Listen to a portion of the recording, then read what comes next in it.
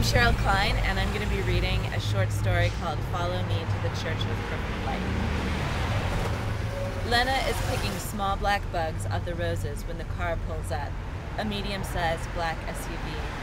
It's Saturday afternoon, and there is a USC game at the Coliseum, otherwise Lena wouldn't be working. The window glides down. The driver is a youngish white guy with wild sandy hair and sunglasses that match his car. He has stubble on his cheeks, but he's wearing a suit.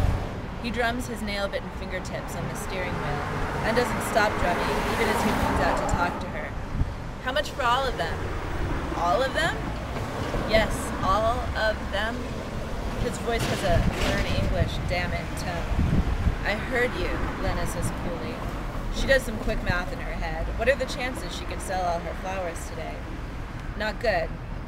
So she would be smart to sell him her stock at a per bouquet discount.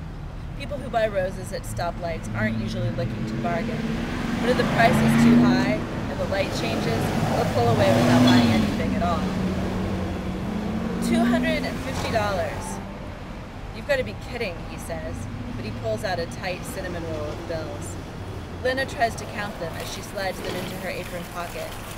But the arrow turns green, and she still has to help him lift the flowers, all 3 buckets of them, into her car. A horn honks, and the man whips around to yell, "Calm down, the intersection's blocked anyway." Water splashes, and a thorn stabs Lena's hand. You think she was Jesus, the way her palms look. As the SUV inches away, she reads his license plate frame. Follow me to the Church of Perfect Light. Hypocritical dundo, she thinks. She wonders what he did to require 3 buckets worth of forgiveness.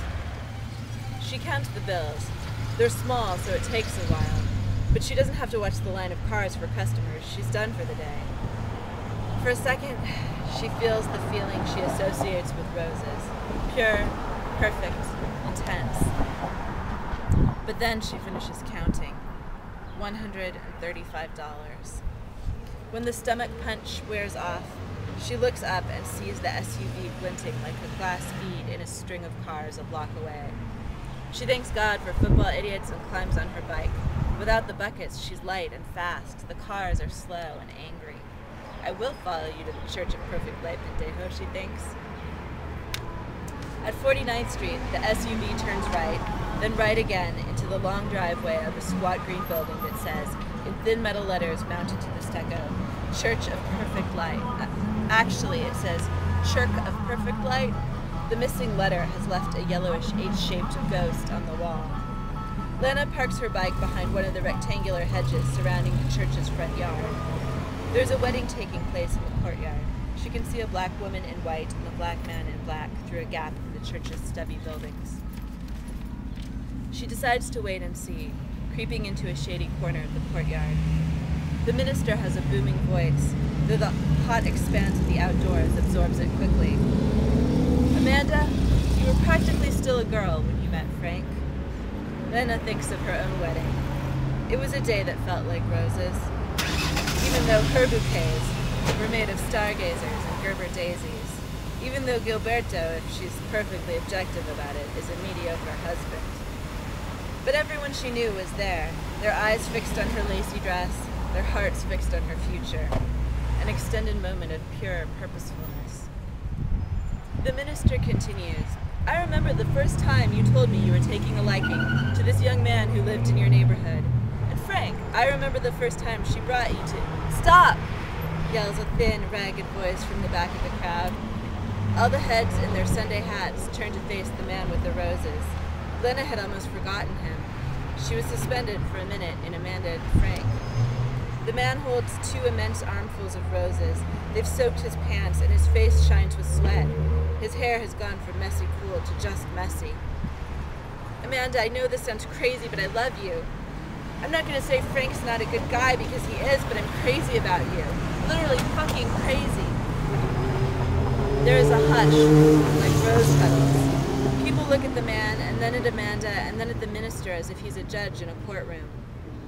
Pastor Dillon, the minister says sternly, if you have feelings for a member of the congregation, now is hardly the time.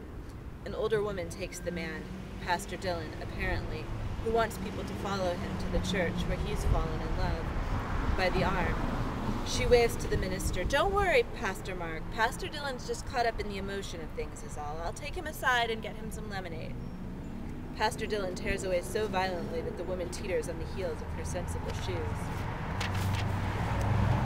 Amanda, can we just talk? Look, these are for you.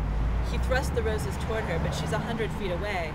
She would have to walk over to take them, which would be a statement that she doesn't seem to want to make. So Pastor Dillon just stands there, arms out awkwardly. Amanda, he says again. Something is ending right now, Lena thinks. She saw the beginning of that end back at the stoplight, and soon the ending will end. Amanda will say something, or someone stronger than the old woman will lead Pastor Dillon away, and he will have to decide what to do with the rest of his life. But in this moment, he is desperation personified, and there is a purity in that, too. It's a purity of poverty rather than richness. It is not the tight-butted luxury of a new red rose, but a pale gray rose in full bloom, the petals beginning to brown. Later, when he's hunched on the steps, head between his knees, red petals like a trail of breadcrumbs behind him, Lena will wait quietly, allowing him the feeling of roses for as long as possible. Then, because there is a time after weddings and flowers, she'll demand her